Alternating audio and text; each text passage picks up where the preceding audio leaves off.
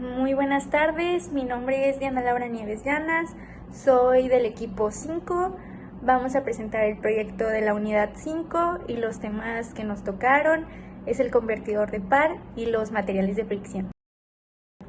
Bueno, ahora como definición del convertidor de par tenemos que es básicamente un embrague hidráulico que puede permitir guardar la combinación par-velocidad según las necesidades que se presenten.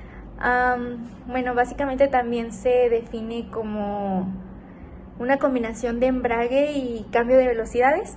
Embrague porque cumple esa función que tiene y el cambio de velocidades porque es capaz de permitir multiplicar el par. Bueno, a continuación voy a mencionar algunas de las clases de convertidor de par. Primero tenemos al convertidor de par con bloqueo, que como su nombre lo indica, lo que hace es incorporar un mecanismo de embrague con bloqueo, cuya función o uso principal es impedir la conexión directa de los ejes de entrada y de salida, siempre y cuando se tenga una velocidad específica en la transmisión. Esta clase de convertidor de par es más comúnmente encontrada en automóviles automáticos modernos. Yo soy su compañero Guillermo García y les voy a hablar acerca de los elementos que forman el convertidor de par, los cuales son 4: es la bomba, la turbina, el estator y el embrague anulador del convertidor de par. La bomba, como su nombre lo indica, es la que bombea el fluido, en este caso el aceite, hacia la turbina, y la turbina es la que está engranada en el eje de entrada de la caja de cambios y recibe el aceite impulsado de la bomba a través de los álabes que la obligan a girar, la que está montada en el eje y gira por medio de la fuerza que conlleva el fluido, gracias al impulso que le aportó la bomba. El estator, digamos que es la parte fija, está entre la bomba y la turbina, y el embrague es el que separa para todos los componentes para eliminar el patinaje, separa el motor de la transmisión para poder hacer los cambios de velocidades. En cuanto al funcionamiento del convertidor de par, este se utiliza en las transmisiones automáticas y cumple con la misma función de un embrague mecánico en una transmisión manual. Los pasos que conllevan al funcionamiento de este convertidor de par son los siguientes. Primero, el conductor arranca el motor del vehículo y con ello la bomba de embrague comienza a girar a bajas velocidades, llevando el líquido de transmisión hacia la turbina.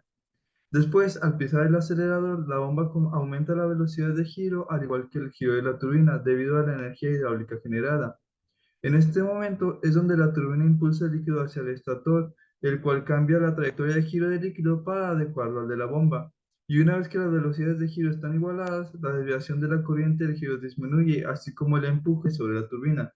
Entonces, el convertidor de par comienza a comportarse como un embrague hidráulico convencional, y al mismo tiempo la velocidad de rotación de la turbina y de la bomba se juntan.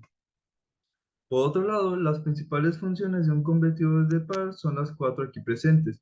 Transfiere el par desde el motor hasta el eje de entrada de la transmisión, impulsa la bomba frontal de la transmisión, aísla el motor de la carga cuando el vehículo está estacionario y multiplica el par del motor para transmitir a la transmisión. Cabe destacar que en este cuarto punto casi se duplica el par de salida. Una de las principales ventajas que tienen los convertidores de pares es que su transmisión de potencia es bastante más suave en comparación a los cambios manuales. Los cambios manuales o los transmisores de potencia manuales es que tienen esa pequeña patada de potencia al inicio y eso hace que el tren motriz y todos los demás componentes sufran un poco dependiendo de esto. Eh, También mejora las capacidades de remolque y por el mismo motivo que tiene transmisión más suave, se le requiere o se le exige menos mantenimiento. El líquido se le cambia cada 20.000 kilómetros. Y esta se le tiene una alta adaptabilidad a diferentes características del motor para su rendimiento y hacen que sea una opción popular en las transmisiones automáticas, como mencioné anteriormente, y brindan una experiencia más cómoda con beneficio de una mayor salida de par y una mayor durabilidad.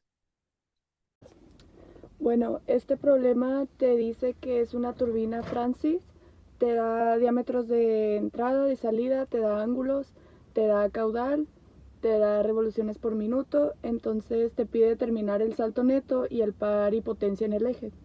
Para empezar a resolverlo, primero tienes que sacar los triángulos de velocidades, de entrada y de salida. Esas son con fórmulas directas y tienes todos los datos para sustituirlas. Después tienes que sacar el salto neto, también es con la fórmula, y los datos que necesitas los sacamos de los triángulos de velocidades. También se saca el par y potencia en el eje, y después, para determinar qué tipo de turbina se va a necesitar, ocupas sacar la potencia y sustituyes, y te dice al final que la turbina que se necesita para este tipo de problema es una turbina Francis, pero tipo lenta.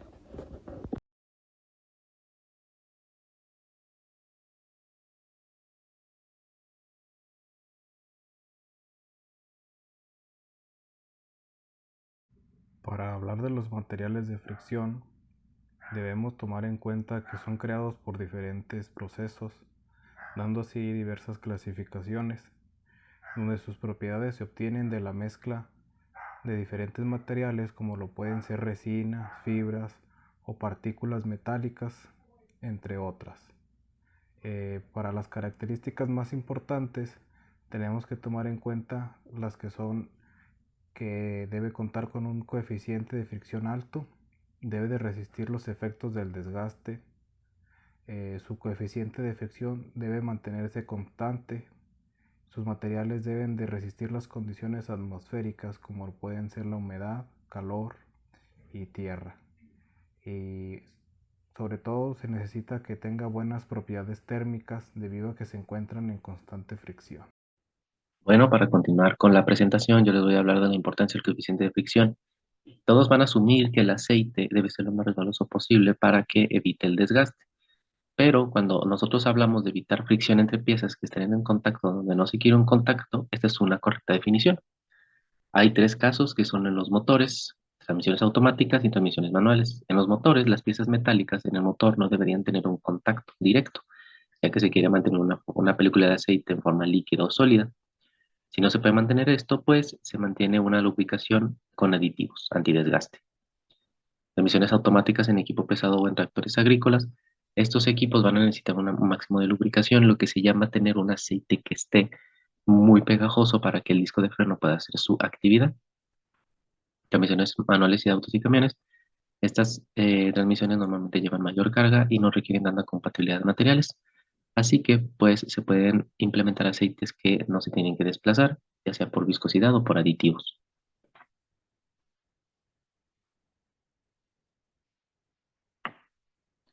Un ejemplo de esto es cuando nosotros movemos la palanca para hacer un cambio en la transmisión manual, el anillo sincronizador va a resbalar hacia su eje y va a llegar a su contraparte, forzándolo para desplazar el lubricante. Entre más viscoso el aceite, este se va a tardar más en salir, causando mayor fuerza en la palanca, y mayor es el desgaste de los puntos del sincronizador. Por eso nos van a recomendar estos dos tipos de aceites, que es el SAE 140 y el SAE 85W-100. Tema 3. Materiales de carbono y sus propiedades. El carbono, uno de los elementos más abundantes de la naturaleza, tiene la capacidad de combinarse químicamente consigo mismo y otros elementos mediante fuertes enlaces covalentes, dando lugar a una gran variedad de estructuras que permiten el desarrollo de materiales de diversas propiedades. Pueden ser altamente conductores, como el grafito, o aislantes, como el carbono vítreo. Este amplio espectro de propiedades se ve reforzado por el hecho de que solamente los materiales de carbono son capaces de operar a altas temperaturas en las condiciones más extremas y por las circunstancias de que no solo mantiene sus propiedades con la temperatura, sino que incluso las mejora. El descubrimiento de las fibras de carbono en los años 60 con su elevada resistencia y flexibilidad supuso un hito importante en el desarrollo de estos materiales. Algunas de las aplicaciones de la fibra de carbono. La fibra de carbono se emplea en el diseño de la industria automovilística, en la fabricación de barcos, piezas de aviones, naves espaciales, carreras de racing, aros para bicicletas, cañas de pescar, etc. Y también se usa para el refuerzo de otros materiales como el plástico, en la filtración de gases de altas temperaturas como el electro. Bueno, yo les voy a hablar de hierro fundido. Los hierros fundidos son básicamente lesiones de hierro y carbono. Contienen más carbono que el necesario para alcanzar la temperatura mínima de fusión, por lo que contienen entre 2 a 7% de carbono normalmente. Además contienen silicio del 2 al 4% de manganeso, hasta 1%, y es bajo en azufre y bajo fósforo. Una de las características que distinguen al hierro fundido es que es un poco más resistente al desgaste y el carbón en él se encuentra como grafito, como hojuelas, y su producción es de las más grandes del mundo, solo superado por la de acero laminado, y en su proceso metalúrgico se pueden añadir chatarra para reciclarla. Aunque son más frágiles que el carbono, son más resistentes también a procesos que tienen más calor, funcionan como lubricantes y tampoco se corroen fácilmente. Otras aplicaciones son artículos para el hogar, construcciones y edificios. Se mostraron dos gráficos en la parte de materiales de fricción, donde se muestra como ejemplo una conductora de PEAD, que se evidencian los errores relativos, donde se cometen al calcular pérdidas por fricción por Hazen-Williams. Se consideran los valores del coeficiente C de Hazen-Williams, que es un estándar que aparece en la literatura para este tipo de material. Es un material exclusivo que se determinó. Como conclusión de esto se pueden extraer de los gráficos unas tuberías con el tipo de material utilizado, pero nunca se llega a alcanzar el valor máximo estándar, que se utiliza en el PAD, que el valor aquí en el ejemplo es de 150. Este mismo procedimiento se hace para otros tipos de materiales de algunas tuberías, como pueden ser hierro galvanizado, puede ser hormigón. Esos cálculos también son hechos para diferentes rugosidades, diámetros de tuberías, coeficientes de Hazen-Williams, que son correspondientes a los materiales. También diferentes velocidades medidas y un rango. Rangos entre temperaturas de 15 a 20 grados centígrados y también tomando una longitud de tuberías de 1000 metros.